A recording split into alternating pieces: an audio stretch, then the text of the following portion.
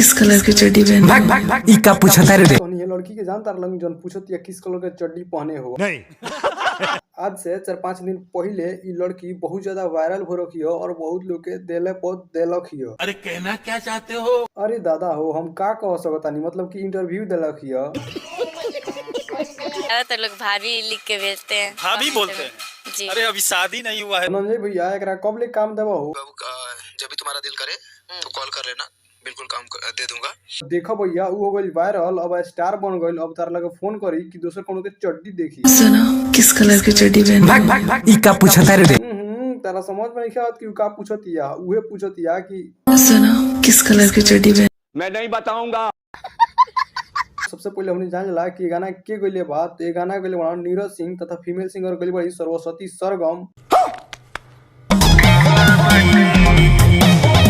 Video में जो actress दिखत रही वो है वायरल गर्ल तन्नू तथा एक्टर्स झाटू झड़ेला।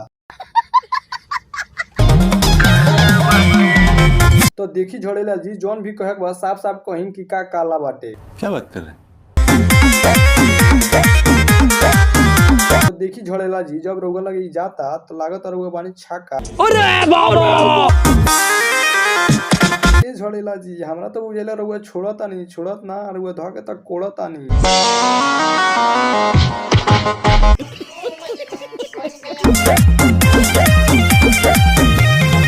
तो तेहू तन्नू बिल्कुल छिनार बड़े रे।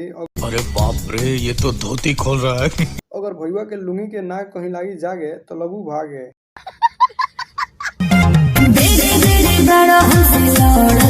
देखो ये भैया के एनर्जी भइल बा लॉस्ट, तो तारा से लड़ो ना तो का करू? ये गड़बड़े बाबा। के तहरा के हम यूनियन समझनी है जब ओकर एनर्जी खत्म हो गइल बा तो झूठ बोल रहा है।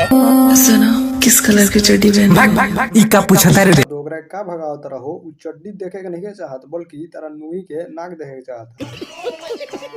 सच सच बताना किस कलर की चड्डी पहने? अरे ना मन बे तो सुन मैं नहीं बताऊंगा। लाल ना गिरीन खाली हाला बाटे। A few moments later. आके देखो ये काला काला बाटे। हो तो राउरी जवाब एक नंबर के बा कि कहनियो आवा देखो ये जान काला काला बावे।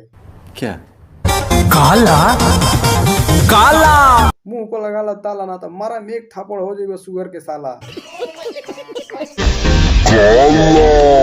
अरे कौन भौंक रहा है ये बदतमीज? कसम से बोल रही हूँ, कसम से बता दो ना किस कलर की चड्डी पहने हो? हर जाड़ा में आड़ा कोयले बनी। सब कोई जाड़ा में कैड़ा करला तो तू आड़ा कइले बड़ा। तो देखो लोग भाई हम वीडियो की जो अंत करता नहीं और मिलत नहीं एक दूसरा वीडियो के साथ, तब तक के लिए जय हिंद जय भारत।